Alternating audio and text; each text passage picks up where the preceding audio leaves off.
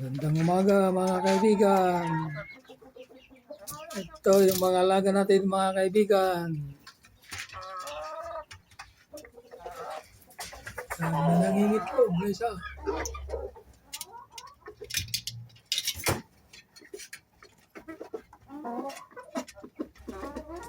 Yan yung rooster natin, Rhode Island.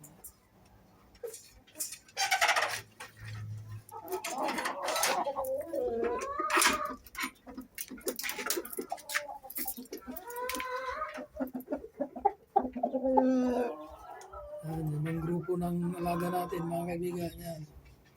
Yan yung rooster natin dito. Wala pa silang itlog.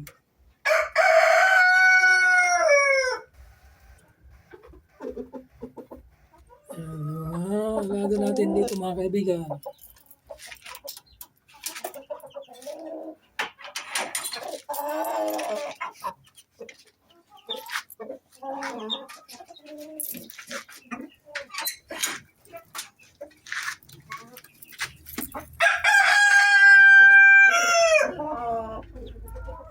Itlog mga kaibigan.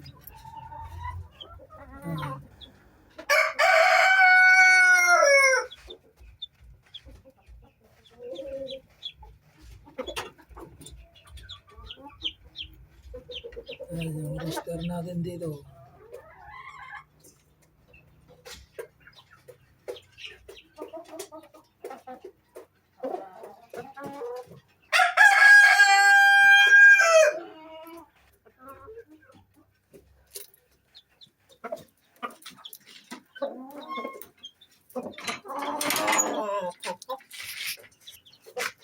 Ito naman mga kaibigan, yung ibang grupo pa.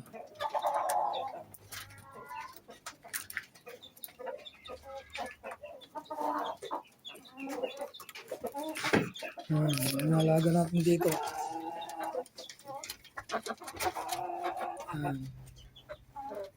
Ayan yung rooster natin.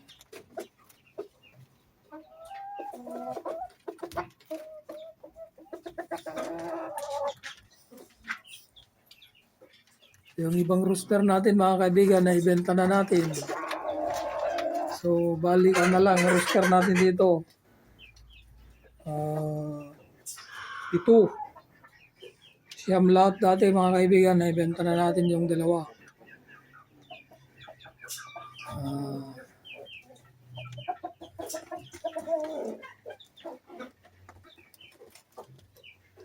Mga ako natin. Ito lang mini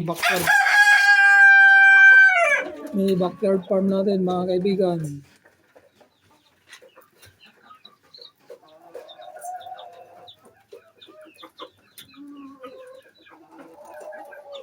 Ito naman mga kaibigan yung ibang grupo.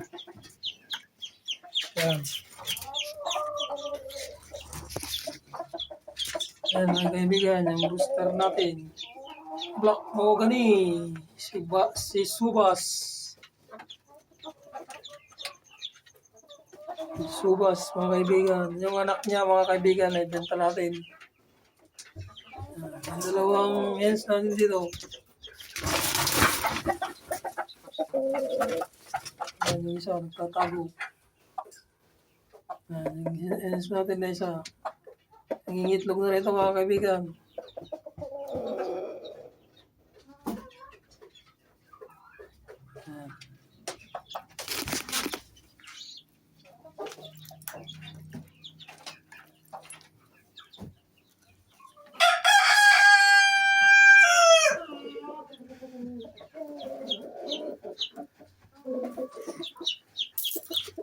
Mga kaibigan. So, yan. Yung mga nag-breed natin na Rhode Island sa Cadical Brown na may kasama silang isang Texas. Mga kaibigan, yan, yung puti na yan, Texas yan. Pararamihin natin ang lahi nito.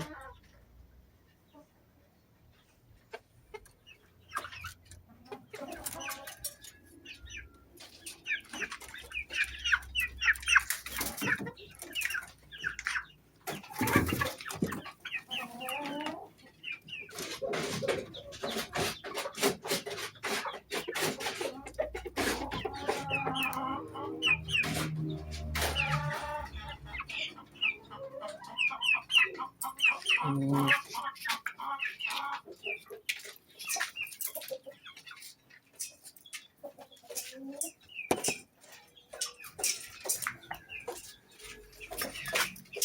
Ito yung na-breed natin mga kaibigan.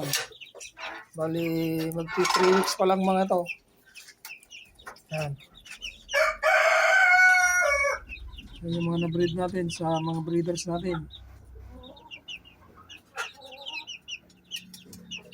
Yan. Bali, 8 sila rito mga kaibigan. Yan.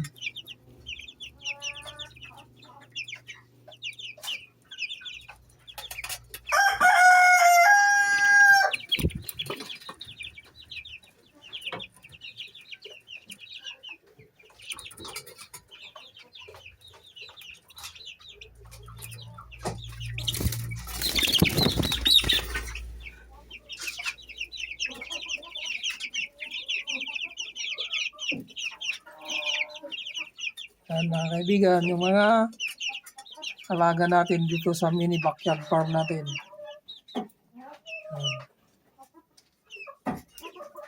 Yan. Pag may bumili mga kaibigan ng mga Rhode Island Chicks, binibenta rin natin.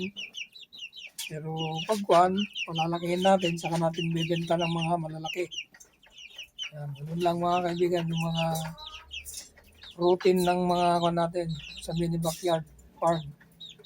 Pag may bumibili ng mga fertile eggs, nagbibenta rin tayo mga kaibigan.